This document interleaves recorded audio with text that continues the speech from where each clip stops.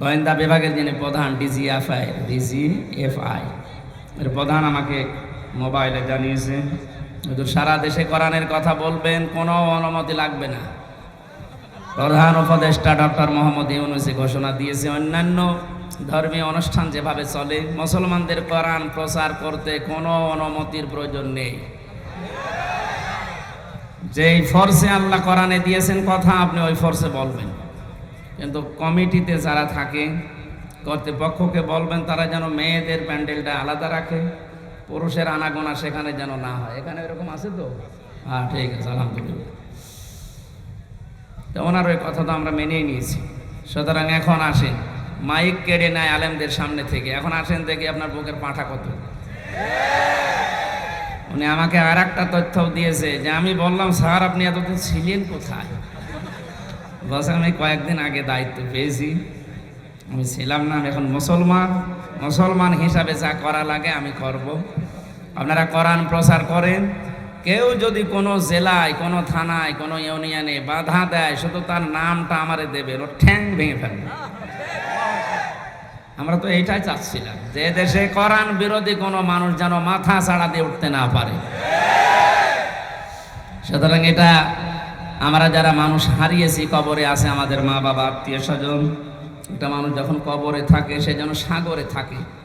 একটা খড়কোটা পেলে যেভাবে মানুষ আঁকড়িয়ে ধরে, আমরা এখান থেকে আজকে মোনাজাত করলে, কোরআনে কারিম তেলাওয়াত করে পাঠালে, আল্লাহ পাক নবী জানিয়েছেন, সে যেন মনে হয় যে একটা কিছু পেয়েছি। কত অসহায় অবস্থায় আছে, আপনাকে 2-3 তালা 5 তালা বাড়ি করে দিয়ে আপনি জানেন, আর আপনি একটু সময় তার জন্য বের করতে পারছেন না। সুতরাং দলমত নির্বিশেষে যারা এসেছি, মহাবিশ্বয় আমাদের মালিকের মুখের পবিত্র বাণী কোরআনে কারিম তাফসীরুল কোরআন মাহফিলের স্বনামধন্য সভাপতি,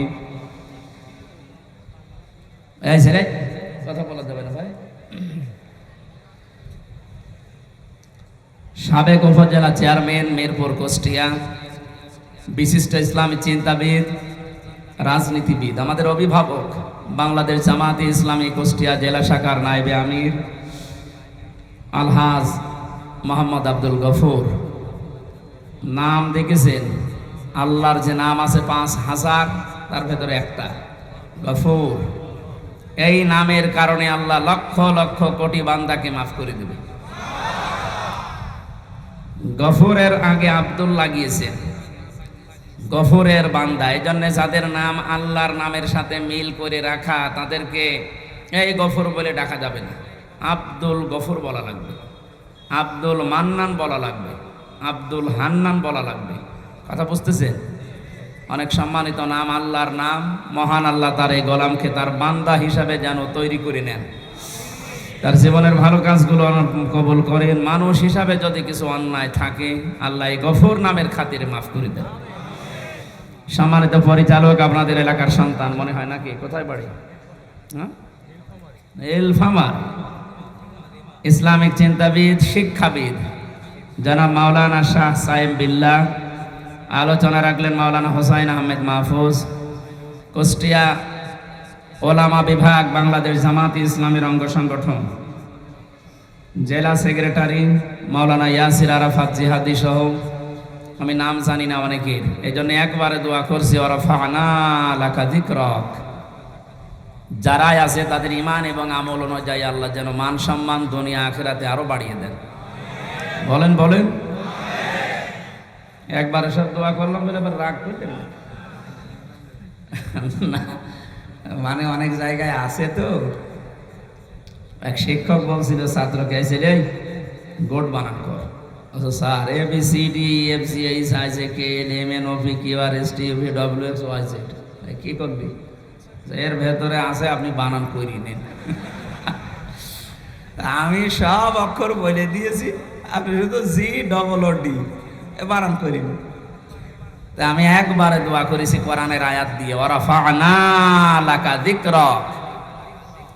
এ মঞ্চে বসা আছেন শ্রদ্ধাভাজন ব্যক্তিবর্গ, অত্র এলাকার বিভিন্ন রাজনৈতিক দলের নেতা কর্মীরা, সামনে বসা তৌহিদি জনতা, পর্দার আড়ালের সম্মানিত মা এবং বোনেরা, প্রশাসনের ভাইরা। এখন আর বলা লাগছে না, কারণ থানা পুড়িয়ে গেছে। কি একটা দুর্বিসন্ধি চলছিল দেখেছেন এই অনুষ্ঠানটা করতে। পাতি নেতা থেকে শুরু করে যার নাম নিতেও ঘৃণা লাগে জালেম, তার কাছে কোরআন প্রচার করা হবে, প্রসার করা হবে, অনুমতি নেওয়া লাগতো। কত নিচে নেমেছিলাম আমরা। এখান থেকে শুরু করে 1, 2, 3, 14 জনের কমপক্ষে অনুমতি নেওয়া লাগতো। কোরআন প্রচারে বাধা আমার মনে হয় পৃথিবী তৈরি হওয়ার পর থেকে এই 15 বছরের মতো হয়নি। আমারটা, অন্যটা আমি জানি না, আমি দেখেছি। সব কমপ্লিট করার পরে স্টেজ থেকে আমার নামিয়ে দিয়েছে। আমার 100টা অনুষ্ঠানের প্রায় 95টা বন্ধ করে দিত। বলেন সুবহানাল্লাহ। তারা যে সমস্ত কথা শোনাতো আমাদেরকে যে আমরা নিরাপত্তার জন্য এগুলো করি, দেখো এখন নিরাপত্তা লাগছে না? কথা বলে না কেন? বাংলাদেশ জামাত ইসলামী কুষ্টিয়া জেলা শাখার উদ্যোগে কিছুদিন আগে 500-র উপরে প্রায় 700 আলেম এসেছিল এতিমখানায় কুষ্টিয়া। সব ঘরানার আলেমরা এসেছিল। সেখানে 2.5 ঘন্টা 3 ঘন্টা আলেমদের আলোচনা হয়েছে। আপনি ভাবেন তো, শুধু একটা মাস আগে যদি 500 না 5 জন এক জায়গায় আলেম হতো, কতগুলো মামলা হতো? কোন জায়গা থেকে আমরা কোথায় এসেছি আজ? আমার মনে হয় সেজদায় পড়ে থাকা দরকার। 5 তারিখে আগস্ট মাসের 1:30টার পর থেকে যখন শুনলাম যে আল্লাহ রহমত নাজিল করছে, সেজদায় পড়ে গিয়েছিলাম যে এই আর মনে হয় না তোলাই ভালো মাথা। এখন দিন দিন যা বুঝতে পারছি, আসলে আমার সেজদা থেকে মাথা না তোলায় ভালো। এইরকম উপকার আল্লাহ আমাদেরকে করেছে। স্বাধীন দেশে পরাধীন অবস্থায় ছিলাম আর নাম করতাম যে আমরা স্বাধীন। কিসের স্বাধীন? কুষ্টিয়ায় আমার বাড়ি, আমার চাচা আওয়ামী লীগ করে,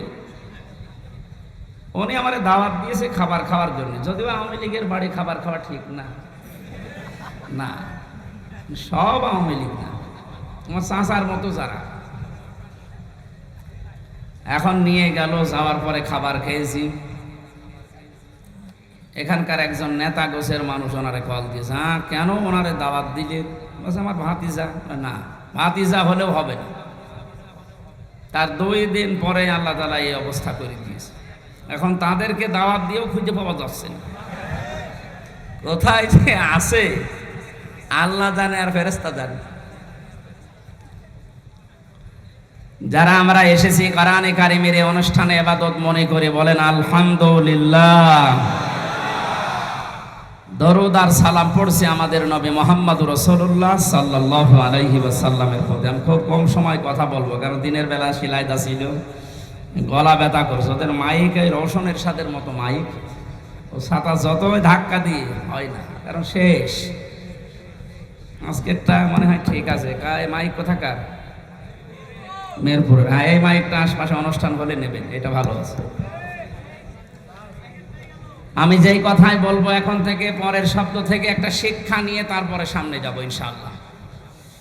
আল্লাহ রাব্বুল আলামিন বলেন, ইয়া আইয়ুহাল্লাযীনা আমানু আতিউল্লাহা ওয়া আতিউর রাসূলা ওয়া উলিল আমরি মিনকুম ইলা আখিরি আয়াত।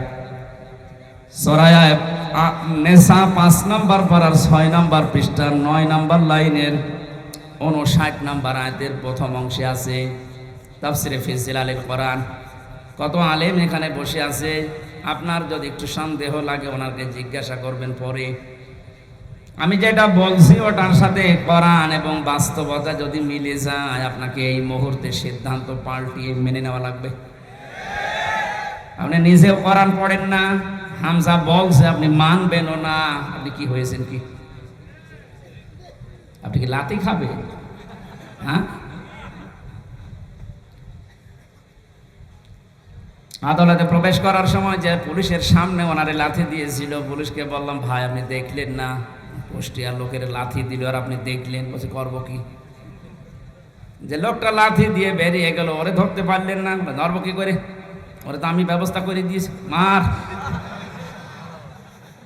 কারণ জালেমদের বিপক্ষে শুধু মানুষ না, সৃষ্টি জগৎ সব এবং আল্লাহ নিজে। অনেকে মনে করে যে জালেমরা এত কিছু করে, কিছুই তো হয় না। আলা তাহসাবান্নাল্লাহা গাফিলান আম্মা ইয়ামালুজ জালিমুন। সূরা ইব্রাহিমের 42 নম্বর আয়াতের প্রথম অংশে আছে, আল্লাহ পাক বলেন, হে পৃথিবীর মানুষেরা, কি ধারণা করো যে জালেমদের সম্পর্কে আমি কোনো খোঁজ রাখি না, আমি গাফেল? না, ওদেরকে আমি ছাড় দিয়েছি। এ পৃথিবীর সবচাইতে বেশি তীক্ষ্ণ নজর আমি রাখি জালেমদের উপরে। ঢিল দেই কেন? ইন্নামা নুওয়াল্লিহিম লিয়াজদাদু ইসমা, যেন ওদের পাপটা পরিপূর্ণ হয়ে যায়। ওয়ালাহুম আযাবুম মুহিন, পাপ পরিপূর্ণ হয়ে গেলে আমি ওকে নিকৃষ্টতম যন্ত্রণাদায়ক অপমানকর শাস্তি দিতে পারবো। এই আয়াতের বাস্তব প্রমাণ আপনি দেখেন, কালামানিক বিসি পর্যন্ত উড়ে গেছে, বিসি উড়ে যায়নি। তার কত অপমান হবে বলেন? একজন বিচারপতি ছিল, তার যদি বিসি উড়ে যায়। এই যে মহিন দিয়েছেন আল্লাহ, আযাবুম মহিন, অপমানজনক শাস্তি দেব। আমার মনে মনে খুশি আমি এই কারণে যে এই বাংলাদেশে যদি আল্লাহ আর কিচ্ছু না দেখায়, এই লোকটাকে আল্লাহ যা দেখাইলো আমি শান্তি পেয়ে গেছি। হ্যাঁ, সত্যি বলছে, আমি শান্তি পেয়ে গেছি। কারণ এই লোকটা কোরআনে পাখি আল্লামা দেলাওয়ার হোসেন সাইদি রহমতুল্লাহ আলাইহে তার বিরুদ্ধে একা একা সিদ্ধান্ত নিয়েছি। অন্যগুলো কিন্তু বলতো না, আমরা তো অপরাধ পাই না, কিভাবে? বলে না, দেওয়া লাগবে। আল্লাহ মনে হয় এই কারণে ওরা কলার পাতায় শুয়েছে। মানুষ তো মরে গেলে কলা পাতায় জীবিত অবস্থায় শুয়েছে। এই জন্য জালেমদের সম্পর্কে কিন্তু খুব তীক্ষ্ণ নজর আল্লাহর। ও কোনো মানুষ যেন জালেম হয়ে যাবেন না। যা বলছি এবার মিলান। আল্লাহ ডাক দিলেন, ইমানদার যদি দাবি করো, এখানে অন্তত যারা আমরা আছি ৯৬% যেহেতু মুসলমান এই দেশে, আমরা অন্তত নামে হলো আমরা এখন ইমানদার, কামে না হলেও নামে যারা ইমানদার, আল্লাহর ডাকটা দেখেছেন, ইয়া আইয়ুহাল্লাযীনা আমানু। ৮৯ জায়গায় আছে এই শব্দটা কোরআনে। আল্লাহ রাব্বুল আলামিন যখন এমনি দুনিয়ার মানুষকে ডাক দেন, তখন বলেন ইয়া আইয়ুহান নাস বা ইয়া আইয়ুহাল ইনসান, হে পৃথিবীর মানব মণ্ডলী। শুধুমাত্র যখন ইমানদারকে ডাক দেওয়ার ইচ্ছা করেন, তখন তার এই হাত, কুদরতের হাত উঁচা করে মহব্বত নিয়ে বলেন ইয়া আইয়ুহাল্লাযীনা আমানু, আমি অনেক ভালোবাসি তোদের, আমার কথাটা শোন। আতিউল্লাহ, আমি আল্লাহর ইতাআত কর। আতিউর রাসূল, আমি রাসূলের, আমার রাসূলের আনুগত্য কর। শব্দের দিকে খেয়াল করেছেন? এই যে আতিউ, এই শব্দটা আল্লাহ নিজের নামে, রাসূলের নামে 2 জায়গায় দিয়েছেন। এটা ফেল, এটা ভার্ব, এটা ক্রিয়া। উলিল আমরি মিনকুমের আগে আল্লাহ আতিউ দেননি। আমি যত তাফসীর মিলিয়েছি, মুফাসসিরিনে কেরাম জানাতে চেয়েছেন, সবাই এক বাক্যে একভাবেই মত দিয়েছেন, আল্লাহ রাসূলের আনুগত্য করা লাগবে, কোনো প্রশ্ন করা যাবে না, আপনার বুঝে আসুক বা না আসুক। কিন্তু উলিল আমরি মিনকুম দেওয়ার আগে কেন আতিউ দিলেন না? কিয়ামত পর্যন্ত তো রাসূলুল্লাহ দুনিয়ায় থাকবেন না, তো উলিল আমর আসবে। নেতৃত্ব দেওয়ার মানুষগুলো একটা একটা করে আসতেই থাকবে। এটাকে যদি কেউ মেনে চলতে চায়, মাস্ট বি, তাকে দেখা লাগবে আগে বর্ণিত আল্লাহ রাসূলের গুণাগুণ এ লোকটার ভেতরে পাওয়া যায় কিনা। আল্লাহ রাসূলের অনুসরণ যদি ওই লোকটার ভেতরে পাওয়া যায়, আপনাকে মাস্ট বি মেনে নেওয়া লাগবে তাকে। আল্লাহ রাসূলকে মানা যেমন ফরজ, উলিল আমরকেও মেনে নেওয়া ওই সময় ওই রকম ফরজ। কিন্তু শর্তটা এই, দেখতে হবে লোকটা আল্লাহ রাসূলকে মেনে চলে কিনা। প্রাণ প্রিয় কুষ্টিয়াবাসী, একটু নিজের সাথে মিলাবেন। এবার সামনে যেটা আসতেছে, এটা অনেকে দুনিয়ার বিষয় বলে রাজনীতি মনে করে এড়িয়ে যেতে চান না। এটা দুনিয়ার বিষয় না, এটা আখিরাতের সাথে সম্পর্কিত। আমি কোরআনের চোখ, হাদিসের চোখ লাগিয়ে দেখতে পাচ্ছি আরো মানুষ জাহান্নামী হয়ে যাচ্ছে।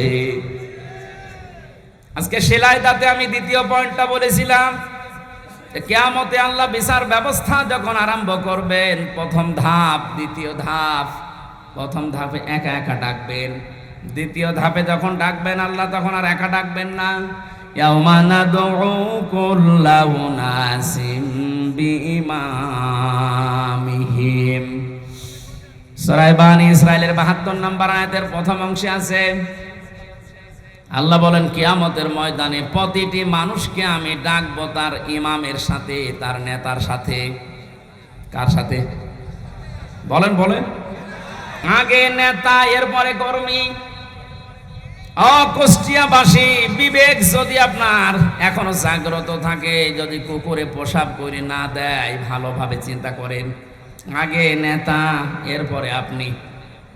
আপনি বলেন তো আপনার মন থেকে, আপনি যারা আদর্শ মেনে চলেন, যাকে আপনি রায় দেবেন, ভোট দেবেন, এটা কিন্তু একটা ইবাদত।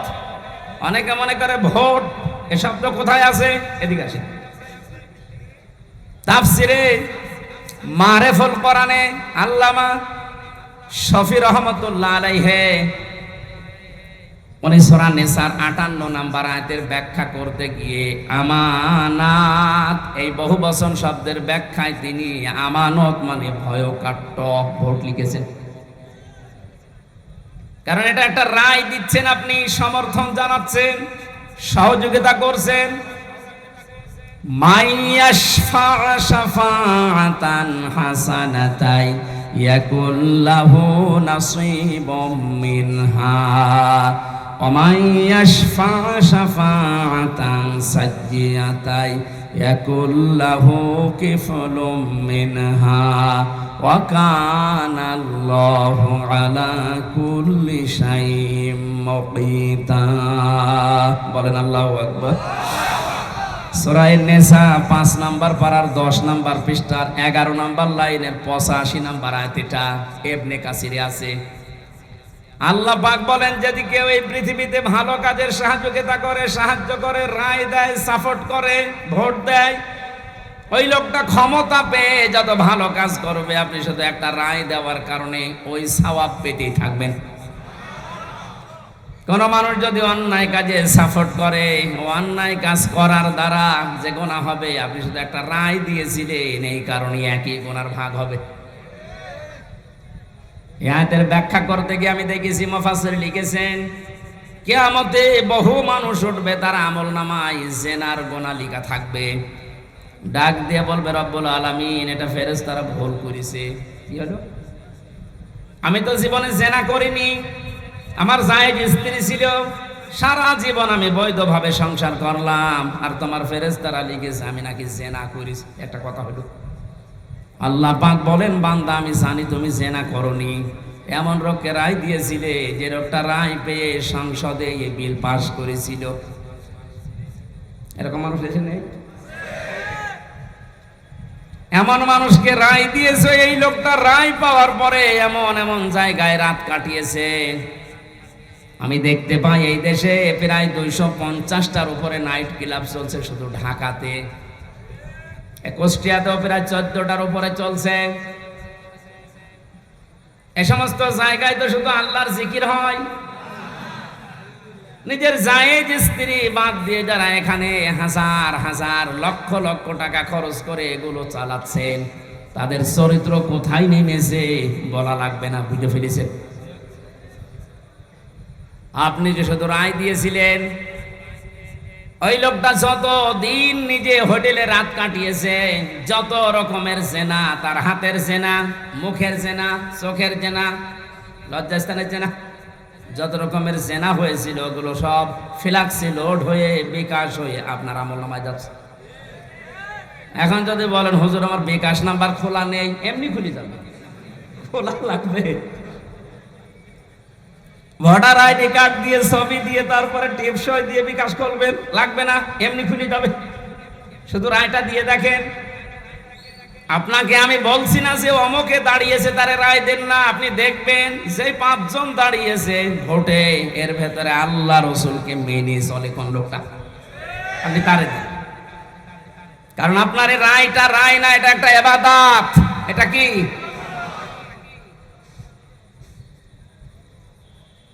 কত সুন্দর ভাবে আল্লাহ আতিউ শব্দটা নিজের নামে রাখলেন, রাসূলের নামে রাখলেন, কিন্তু উলিল আমরের আগে রাখেন নাই। এই কারণেই রাখেন নাই, কারণ আল্লাহ জানে বহু মানুষ আবেগে আন্দাজে অনুসরণ আরম্ভ করে দিবে।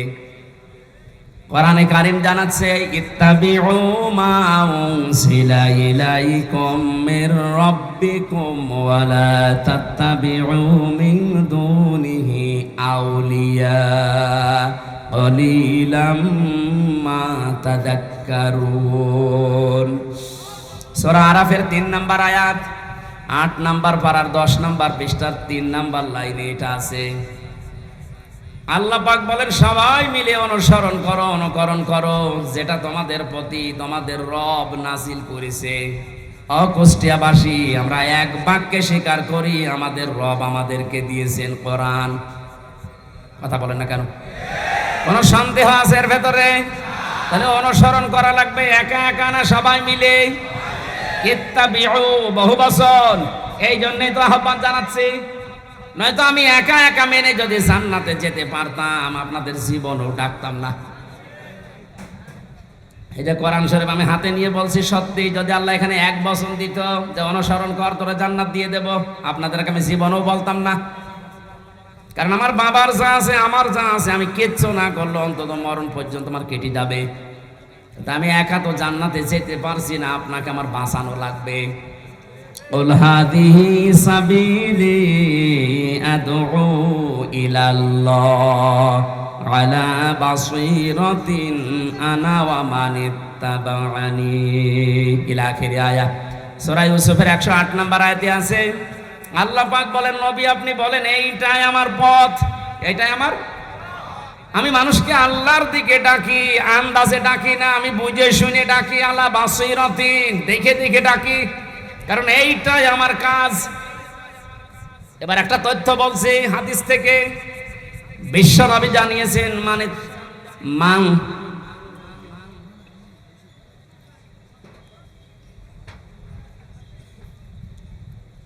অমাং দাআ ইলাইহি হাদা। এখানে আরবি গ্রামার যারা বোঝে ওদেরকে জিজ্ঞাসা করেন, দাআ এক আলিফ টান আছে, অমাং দাআ ইলাইহি হাদা।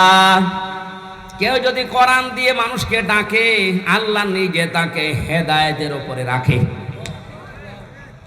আমি এমনিতে ঝুঁকিপূর্ণ পথ বেছে নেইনি।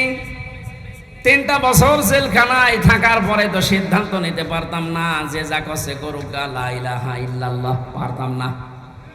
আমার বাবার যা আছে, সত্যি কথা বলছে, আমি একা, আমার কিন্তু চলে যেত। কিন্তু এই রক্ত পিচ্ছিল পথে আমি বেছে নিয়েছি। আল্লাহ পাকের ঘোষণা, আমি যদি হেদায়েতের উপরে থাকতে চাই, কোনো গাছতলায় বসে, আস্তানায় বসে, খানকায় বসে হেদায়েতের উপরে থাকা যাবে না। হেদায়েতের উপরে থাকতে হলে দাঁড়া আল্লাহর দিকে কোরআন দিয়ে মানুষকে ডাকা লাগবে। আমি যদি ডাকতে পারি, আল্লাহ নিজে দায়িত্ব নিয়ে আপনাকে রাখবে হেদায়েতের উপরে। আর যাদেরকে আমি ডাক দেব তাদের অবস্থা কি? ফাকাদ হুদিয়া ইলা সিরাতিম মুস্তাকিম। এই যে আলেম যারা আছে, ফা দিলেন কেন এখানে? কদ দিলেও তো অর্থ হয়ে যেত, আবার কদ বাদ দিয়ে দিলেও অর্থ হয়ে যেত। ফা শব্দটা প্রায় 19টা অর্থে ব্যবহার হয় বালাগাত মান থেকে। এটা তার ক্লাস চলছে না মাদ্রাসার, যে আমি একেবারে ভেঙে ভেঙে বলবো। এতটুকু বলতে পারছি, আল্লাহ এত বড় কঠিন শব্দ নবীজিকে দিয়ে বলিয়েছেন, ফাকাদ হুদিয়া ইলা সিরাতিম মুস্তাকিম। কোরআনের ডাকে যদি সত্যিই কেউ বুঝে শুনে ছাড়া দিয়ে দেয়, আল্লাহ নিজে তাকে সিরাতে মুস্তাকিম নসিব করে দেয়। আমি আজকে ডাক দেব, আমি থাকতে চাই হেদায়েতের উপরে, আর আমি আন্দাজে ডাকি না, আমি বুঝে শুনে ডাকি। আর আপনারা সাড়া দেবেন, আপনাদেরকে আল্লাহ জান্নাতের পথ দেখিয়ে দেবে। জান্নাতের পথ দেখানোর দায়িত্ব হামজার। কার? বলেন বলেন। আল্লাহ যদি এতটুকু শেষ করে দিতেন, আলা বাসীরাতিন, না আনা ওয়া মানিত্তাবা'আনি, এটা আমার কাজ, এবং আমাকে যারা অনুসরণ করে, আমার উম্মত বলে যারা দাবি করে, কিয়ামত পর্যন্ত তাদেরও আমি আল্লাহর দিকে মানুষকে ডাকা লাগবে। এই জন্য শব্দটার দিকে খেয়াল করে আমি ডাকতেছি, ইত্তাবিউ, আমরা সবাই অনুসরণ করতে চাই। কোনো বাবার অনুসরণ না, কোনো পীর সাহেবের অনুসরণ না, কোনো দাদার অনুসরণ না। আমি অনুসরণ করব সবাই মিলে কোরআনের। আরো জোরে। আল্লাহ এতটুকু শেষ করলেন না, আরেকটু বাড়িয়েছেন, ওয়ালা তাত্তাবিউ, এই অনুসরণ করা যাবে না, মিন দুনিহি আউলিয়া, ওলির বহু বচন আউলিয়া। এ দুনিয়ায় কোন ওলি আল্লাহর অনুসরণ করার দরকার নেই। এই শব্দটা শোনার পরে মনে হচ্ছে আল্লাহ তার ওলিদের বিরুদ্ধে। না মানে বাংলা অর্থ করেন তো, দেখি করেন। ওয়ালা তাত্তাবিউ মিন দুনিহি আউলিয়া, কোন ওলির অনুসরণ দরকার নেই। আল্লাহ একজন ওলিকেও বাদ দেয়নি, সব শেষ। বাংলা অর্থ করলে মনে হচ্ছে আল্লাহ তার ওলিদের বিরুদ্ধে। না, ব্যাখ্যায় গিয়ে দেখলাম আল্লাহ এই জন্য নিষেধ করেছেন, কারণ আল্লাহ ভালোভাবে জানেন পৃথিবীতে বহু মানুষ এমন আসবে, ওরা আল্লাহর চাইতে ওদের আব্বাকে বড় মনে করবে, যেটা শুরু হয়েছিল। এই 15 বছরে একজন আব্বার জিকির আমরা যত করেছি, আমার তো যতটুকু জ্ঞান বুদ্ধি, আমার মনে হয় যদি আমরা আল্লাহর জিকির ওই মনে মানে করতাম, আমরা আল্লাহর ওলি হয়ে যেতাম। আল্লাহ তাহলে ওলিদের বিরুদ্ধে না, আল্লাহ বলতে চেয়েছিলেন এইটা যে অনেকে আবেগে আল্লাহরে বাদ দিয়ে আব্বাকে উপরে তুলে ফেলবে। এই জন্য আল্লাহ সব বাদ দিয়েছেন, সব বাদ দে, কলিলাম মা তাযাক্কারুন। আল্লাহ আফসোস করছেন, না আমার এই কথাগুলো শোনার পরে বিশ্বাস করা দূরের কথা, অধিকাংশ মানুষই মুখ ফিরিয়ে চলে যাবে। আপনারা চলে যাবেন? যাবেন? আল্লাহর এই আফসোস থাকতে দেবেন? দল মত নির্বিশেষে আজকে থেকে আমার এই সিদ্ধান্ত নিয়ে যাওয়া লাগবে। আমি যেহেতু রায় দেব সামনে, এটা একটা ইবাদত, নামাজের মতো একটা ইবাদত। নামাজ পড়লে সওয়াবের উদ্দেশ্যে, রায় দেব আমি সওয়াবের উদ্দেশ্যে। আমার আমল নামায় যেন হজের সওয়াব লেখা হয়, হজ না করেও। আব্দুল গফুর সাহেব যদি দায়িত্ব পায়, ওখানে যে যদি হজের পক্ষে কথা বলে, যেমন এখন ডক্টর আফাম খালিদ সাহেব বলছে না, 7.5 লাখ 8 লাখ 9 লাখ টাকা লাগতো হজ করতে। উনি দায়িত্ব নিয়েই বলছে সিন্ডিকেট ভেঙে দেওয়া লাগবে। কোন কারণে এত টাকা লাগবে একটা ফরজ হজ করতে? 3.5 লাখ থেকে 4 লাখ টাকা হলে খুব ভালোভাবে হজ করা যায়। আমার পাশের রাষ্ট্র থেকে যাচ্ছে, আর আমরা এখান থেকে 8.5 লাখ 9 লাখ টাকা লাগবে কেন? এ সিন্ডিকেট ভাঙা লাগবে। এইরকম খালিদের মতো মানুষ যদি এদেশে 151 জন তৈরি হয়ে যায়, আর এই রায়টা যদি পাশ হয়ে যায়, কিয়ামত পর্যন্ত যত মানুষ এদেশে আসবে, আমল নামায় দেখবেন এমনিতেই হজের সওয়াব লেখা হয়ে গেছে। হজ না করে আপনি হাজি, কিয়ামতে আল্লাহ আপনাকে হাজি বলে ডাকবে, বলবেন আল্লাহ আমি তো হজ করিনি। আল্লাহ জবাব দেবেন, বান্দা আমি জানি তুমি হজ করনি, এমন জায়গায় তুমি রায়টা দিয়েছিলে, তোমার রায় পেয়ে লোকটা চেয়ারে বসেছিল। শুধু চেয়ারে বসে নাই, ওখান থেকে আমার একটা ফরজ বিধান হজের পক্ষে কথা বলেছিল। আল্লাহ কিন্তু ফেরেশতা দিয়েও এটা পারে না, পারে না? কিন্তু আমাদেরকে আল্লাহ দায়িত্বই তো দিয়েছে খলিফা হিসাবে, ইন্নী জাইলুম ফিল আরদি খলিফা, আমি তোদেরকে দুনিয়ায় পাঠালাম খলিফা করে। এই শব্দটাকে যেমন এমন জায়গায় লাগিয়েছে এই দেশের মানুষ। আমরা অনেকে খলিফা মনে করি যারা কাপড় চোপড় সেলাই করে, দর্জি, ওটা খলিফা। এমনকি বাংলাদেশের এমনও জেলা আছে যেখানে চুল কেটে দেয় যারা, তাদেরকে খলিফা বলে। এমনও জায়গায় এদেশে আছে যারা ওই যে ছোট ঠ্যাং কেটে দেয়, খতনা করে দেয় না, হাসাম না, ওরা বলে খলিফা। আপনি বুঝেছেন কোথায় নিয়ে গেছে শব্দটা? অথচ খলিফা শব্দটা আল্লাহ নির্বাচিত করে পাঠিয়েছেন। ইন্নী, অবশ্যই আমি, জাইলুম ফিল আরদি খলিফা, আমি জমিনে খলিফা পাঠাবো। কোন জায়গায়? এই জবাব দেবেন, কোন জায়গায়? আল্লাহকে এখানে বলেছেন ইন্নী জাইলুম ফিল খানকা খলিফা। এখন তো খানকায় গেলেই মানুষ খলিফা হয়ে যাচ্ছে। কিসের খলিফা আপনি?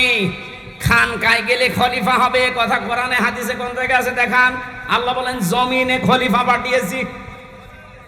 ইন্নী জাইলুম ফিল মাসাজিদি খলিফা, মসজিদে খলিফা পাঠাবো, তাহলে কিছু জিকির আজকার করলে আপনি মাপ পেয়ে যেতেন।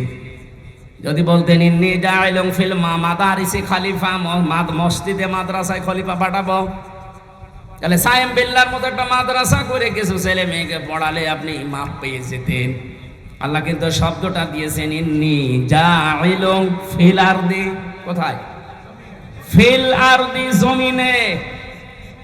এই জমিনে আজ আমরা যেহেতু এই দায়িত্বটা পালন করি না, আমরা কেউ খানকায়, কেউ গাছতলায়, কেউ মসজিদে, কেউ মাদ্রাসায়, কেউ দরবারে, জমিনটা জালেমরা ফাঁকা পেয়েছিল, 180 মাইল বেগে চালাচ্ছিল।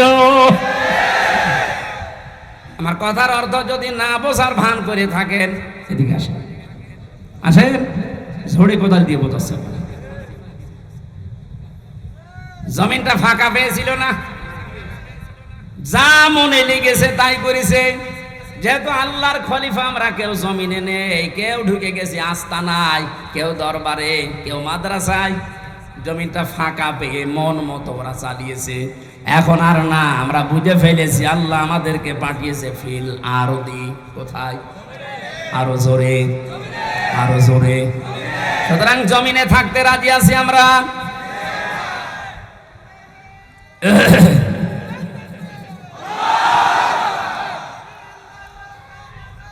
আলহামদুলিল্লাহ।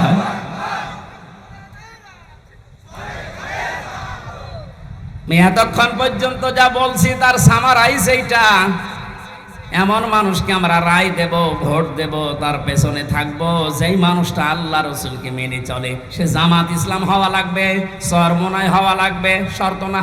দেখবেন এই লোকটা আল্লাহ রসুলকে মেনে চলে কিনা। আর যার চেহারা দেখলে আল্লাহর আগেই রাগ হয়ে যাবে কি? কারণ আপনাকে তো আল্লাহ বিচারের জন্য ডাকবেন, একা একা না, ডাকবেন কয়জন করে? নেতা সাহেব, নেতা আগে, কর্মী পরে। এমন নেতার পেছনে থাকেন যারা দেখলে মানুষ লাথি দিচ্ছে, আল্লাহ লাথি দেবে। কথা বলেন না কেন? আপনার বিবেকে কি বলে বলেন? এখন আমি অন্য জেলার কথা বাদ দিলাম, এই জেলায় যারা দায়িত্বে ছিল এদেরকে যদি আপনি সামনে রাখেন, পেছনে আপনি, ওর যে চেহারা, চরিত্রের কথা তো বাদই দিলাম, ওর যে চেহারা, সিরাত সরাত নবীজির কোনটা আছে ওর ভেতরে, পরে সামনে দিয়ে আপনি পেছনে, কি মনে হচ্ছে আপনার কাছে? আল্লাহ ওর দিকে তাকালে আপনার পর্যন্ত যাবে। ওর দিকে তাকিয়ে তো আল্লাহ বুঝবে যে এর সরাত সিরাতের ভেতরে বাইরে তো সবই আল্লাহর জানা। তখন বলবে ওর পেছনে যেটা আছে আরো 2 নাম্বার। কথা বলে না কেন? দেখবেন নিজেই বলছে ঠিক, যে যার পেছনে আছে ওরে যদি সামনে রাখি আল্লাহ মাফ করবে না। ধরা খাবে না? আপনি তো ধরা খেয়ে বসে আছেন, এখনো বলছে ঠিক।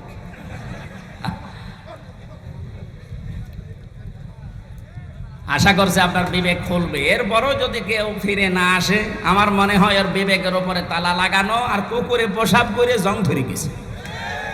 আল্লাহ আমাদের হেফাজত করুন, আমিন। আমি এত নিচু কথা বলতাম না, এই উদাহরণটা দিলাম আপনাদের জন্য, আপনার বিবেকে তালা যেন খুলে যায়। আমরা কোরআনে কারিম থেকে সূরা তাওবার 119 নম্বর একটা মাত্র আয়াত পড়েছি। আমি ব্যাখ্যা করতে পারিনি ওখানে, এই জন্য বলেছিলাম যে এখানে ব্যাখ্যাটা যতটুকু পারি করব। এই শব্দটা নিয়ে বিশেষ করে এ বাংলাদেশ, ভারত আর পাকিস্তানে আমি বহু জায়গায় গেলাম, দেখলাম ভেজাল চলছে। বিশেষ করে এই আয়াতটা নিয়ে সমস্যা বেশি। আয়াতের সমস্যা না, ব্যাখ্যা করতে গিয়ে যে যেই দিকে আছে ওই দিকে টেনে টেনে কথা বলে। আমরা ওই রকম করব না। আমরা দেখবো আল্লাহ কি বলেছে, রাসূল কি করেছে, আয়াতের ব্যাখ্যা, সাহাবায়ে কেরাম কি ব্যাখ্যা দিয়েছে। আমি যেহেতু এগুলো পড়েছি এই জন্য আমি ডেলিভারি দিচ্ছি, শোনেন। আল্লাহ পাক জানিয়েছেন, ইয়া আইয়ুহাল্লাযীনা আমানু তাকুল্লাহা ওয়া কুনু মা'আস সাদিকিন।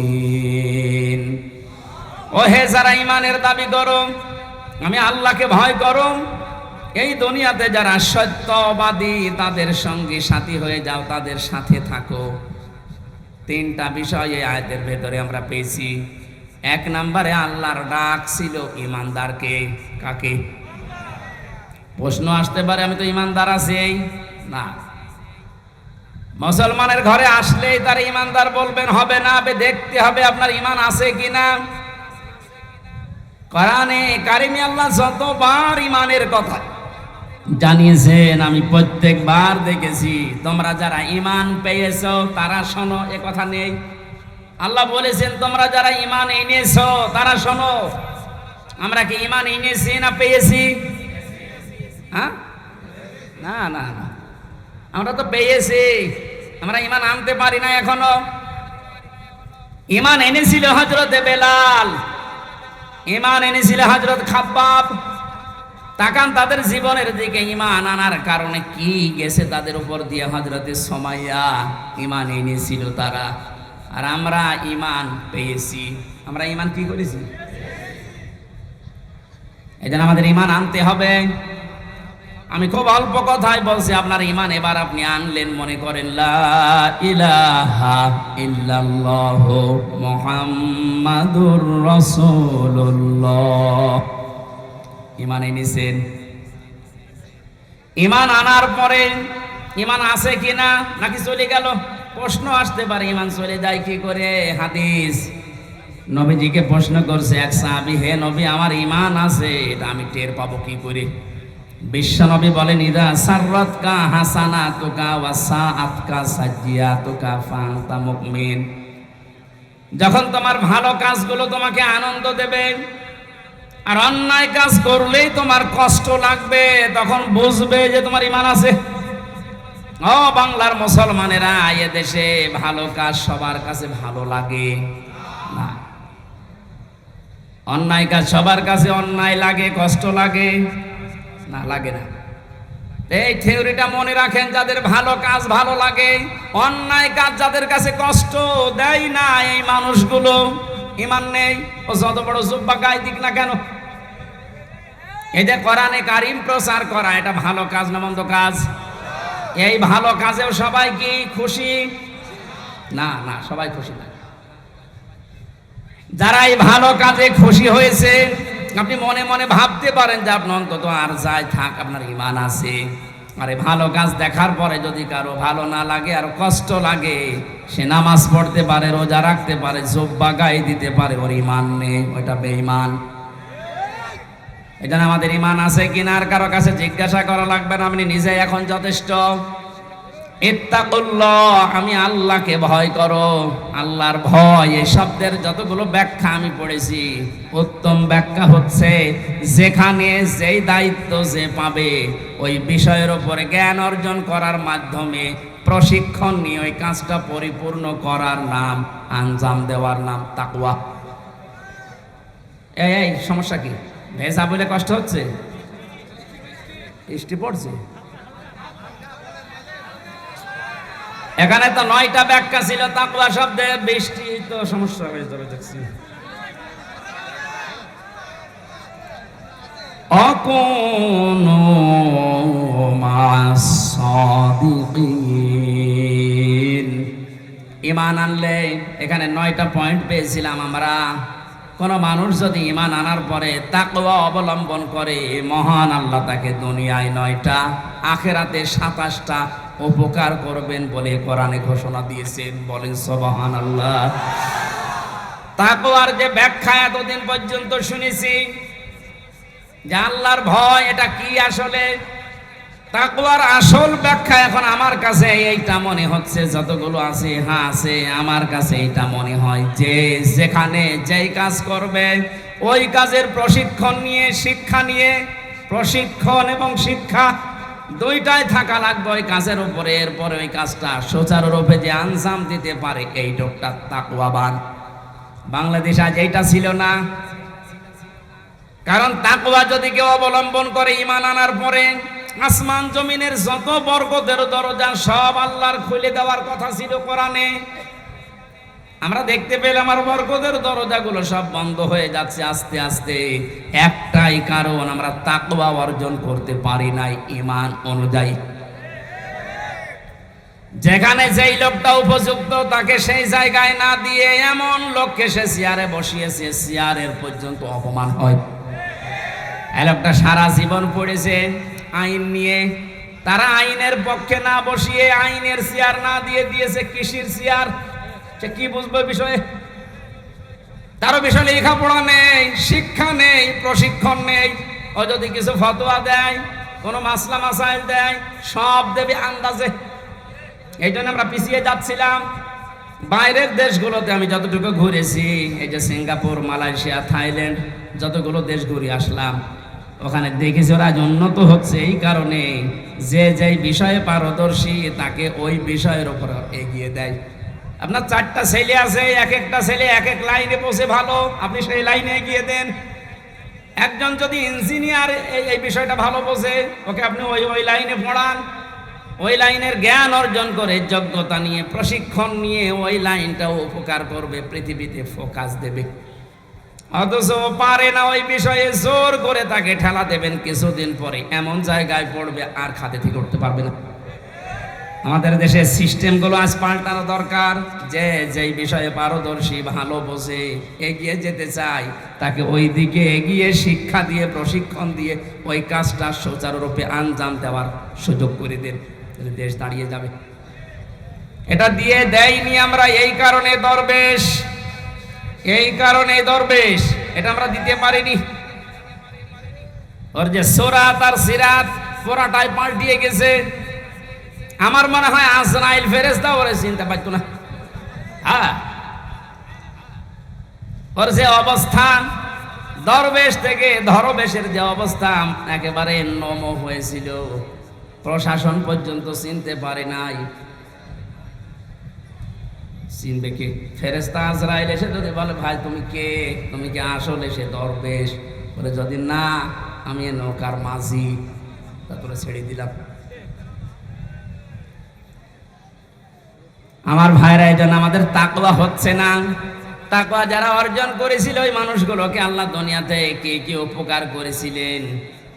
কোরআনে কারীম বলেছে, এই পৃথিবীতে কেউ যদি তাকওয়া অর্জন করতে পারে, ওই মানুষ যদি বিপদেও পড়ে, এমন জায়গা থেকে আল্লাহ তাকে সাহায্য পাঠাবে, লোকটার ধারণাও ছিল না যে এখান থেকে সাহায্য আসতে পারে। সত্যবাদী যারা, তাদের সাথে যেহেতু থাকার জন্য আল্লাহ নির্দেশ দিচ্ছেন, সত্যবাদী মনে করে আমরা মনে করি এই যে বিশাল চোপবাজার গায়ে আছে, পাগড়ি মাথায় আছে, হাতে তসবিহ আছে, মসজিদ, মাদ্রাসা, খানকা ছাড়া কিচ্ছু বোঝে না, এই সত্যবাদী না। কোরআনে কারিমে আয়াতের ব্যাখ্যা আছে, সূরা বাকারার 177 নম্বর আয়াতে আল্লাহ পাক জানিয়েছেন, কেউ যদি সত্যবাদী তার ইমানের দাবিতে হতে চায়, 10টা কাজ তাকে দুনিয়ায় আঞ্জাম দেওয়া লাগবে। বাংলাদেশ সহ পৃথিবীতে যারা এই 10টা কাজ আঞ্জাম দিচ্ছেন, এই মানুষগুলো তাদের ইমানের দাবিতে সত্যবাদী। আপনি তাদের সাথে থাকবেন, এ নির্দেশ হামজার। কার? আরো জোরে বলেন। এই নির্দেশটা আপনাকে মানা লাগবে আজকে। শুধু পূর্ব পশ্চিম দিকে মুখ ঘোরালেই সওয়াব হয় নাকি? বৃষ্টি শুরু হয়ে গেছে। না না, কষ্ট হবে ভাই, ভিজে যাবে। এই কোরআন শরীফ নিয়ে যায়, কোরআন শরীফটা নিয়ে ভালো জায়গায় রাখে। সুবহানাল্লাহ, আলহামদুলিল্লাহ। আমার এই যে কয়েকদিন পরে, আজকে কয় তারিখ? 5 তারিখ। আর 4 দিন পরে এই যে 16 দাগ ভেড়ামারার ভেতরে, ভেড়ামারার 16 দাগ, ওখানে আমার মাহফিল আছে রাত 9টা থেকে 11টা পর্যন্ত। ওখানে যাবেন, আমি 9টায় থাকবো। এই যে ময়নুল ভাই আছে, উনিও থাকবেন। পরিবেশ এখন কি হবে বলতে পারছি না, কারণ এখন মাহফিলের সময় না। এই 14-15টা জেলায় যারা দায়িত্বে ছিল আমার ঢুকতেই দেয়নি। এই জন্য ডেটগুলো সব আমি দিয়েছিলাম চট্টগ্রাম, সিলেট, ওই সমস্ত বিভাগে। এখন ওদেরকে বলে বলে নিয়ে আসা লাগছে, কারণ একজনকে দিয়ে দিলে আবার কাটার পায় আন্দাজে, তারা তো কষ্ট পাবে। এরপরেও চেষ্টা চালাচ্ছি। বৃষ্টি যখন শুরু হয়ে যাচ্ছে, ওই দিন আসেন, কথা বলবো ইনশাআল্লাহ। আল্লাহুম্মা আমিন। লা ইলাহা ইল্লা আনতা সুবহানাকা ইন্নী কুনতু মিনাজ জালিমিন। ও মাবুদ, আমার প্রাণ প্রিয় ছেলে, এই কুষ্টিয়ার মানুষগুলো কোরআনের জন্য যেমন পাগল হয়েছে, এদেরকে তুমি কোরআনের শাসন দিয়ে ধন্য করো। এ মাহফিলের আয়োজন করতে গিয়ে তোমার যে বান্দারা শ্রম দিয়েছে, এদের শ্রমগুলো কবুল করে নাও। শাহ মোহাম্মদ সাইম বেল্লা সহ যত মানুষ এই মাহফিলের জন্য এসেছে, যে যেইভাবে সহযোগিতা করেছে, আল্লাহ তাদের সাহায্য সহযোগিতা কবুল করে নাও। মাহফিলের সম্মানিত সভাপতি আলহাজ আব্দুল গফুর, আল্লাহ তুমি আমাদেরকে তার